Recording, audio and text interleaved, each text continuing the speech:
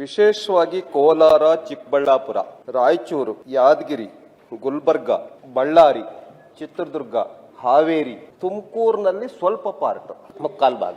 ಅಂದ್ರೆ ಯಾವ ನೀರನ್ನ ಕುಡಿಯೋದ್ರಿಂದ ಆರೋಗ್ಯ ಹಾಳಾಗತ್ತೆ.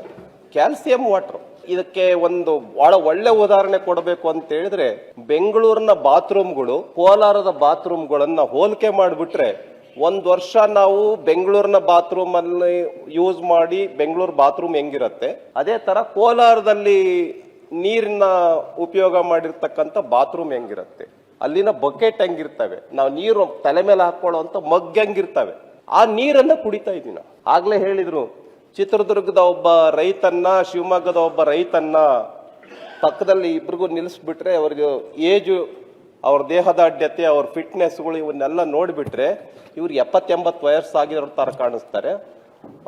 ಶಿವಮೊಗ್ಗದವ್ರಿಗೆ ಒಂದ್ 40 ವರ್ಷ ವಯಸ್ಸಾಗಿರೋ ತರ ಕಾಣಿಸ್ತಾರೆ. ಸೋಪತಿಗಳೇ, ಈ ಬೋರ್ವೆಲ್ ವಾಟರ್ ಏನ್ ನಾವು ನೀರು ಕುಡಿಯೋದಕ್ಕೆ ಇದ್ ಮಾಡ್ತೀವಿ, ಇದು ಯಾವುದೋ ಒಂದ್ ಕಾಲದಲ್ಲಿ ಆಗಿದೆ. ಬೋರ್ವೆಲ್ ಹಾಕ್ಬಿಟ್ಟು ನೀರು ಕುಡದೆ ಇದೆ, ಸಿಗದೆ ಇದ್ರೆ ನೀರು ಕುಡಿಬೇಕು ಮಾಡ್ತೀವಿ.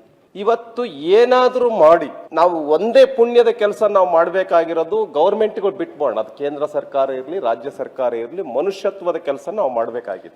ನದಿ ನೀರನ್ನ, ಸಿಹಿ ನೀರನ್ನ ಕುಡಿಯೋದಕ್ಕೆ ಅಟ್ಲೀಸ್ಟ್ ಆ ಕೆಲಸನ ಮಾಡ್ಬೇಕು, ಯಾವುದೇ ಸರ್ಕಾರ ಇರಲಿ. ಸೆಕೆಂಡರಿ, ಊಟ ತಿನಿಸು ಸೆಕೆಂಡರಿ, ಕುಡಿಯೋ ನೀರಿಂದು ಇಲ್ಲ ಅಂತ ಹೇಳಿದ್ರೆ ಬಹಳ ಬಹಳ ಸಮಸ್ಯೆಗಳಾಗತ್ತೆ. ಈಗ ಉದಾಹರಣೆಗೆ ಹಲ್ಲಿನ ಸಮಸ್ಯೆ, ಮೂಳೆ ಸಮಸ್ಯೆ, ಆರೋಗ್ಯದ ಸಮಸ್ಯೆ ಈ ಬೋರ್ವೆಲ್ ನೀರಿನಿಂದ ವಾಟರಿಂದ. ಅದಕ್ಕೆ ಪ್ರಿಯಾಂಕಾ ಖರ್ಗೆ ಅವ್ರಿಗಂತೂ ಚೆನ್ನಾಗೇ ಅರ್ಥ ಆಗತ್ತೆ ಗುಲ್ಬರ್ಗ ಜಿಲ್ಲೆನಲ್ಲಿ ಪ್ರತಿ ತಾಲೂಕಿನಲ್ಲಿ ನೀರ್ ಹೆಂಗಿದೆ ಅಂತ. ಈಗ ಉದಾಹರಣೆ ಭೀಮಾ ನದಿ ನೀರು ಸಿಗುವಂತದ್ದು ಎಷ್ಟು ತಾಲೂಕುಗಳಲ್ಲಿ ಸಿಗ್ತಾ ಇದೆ.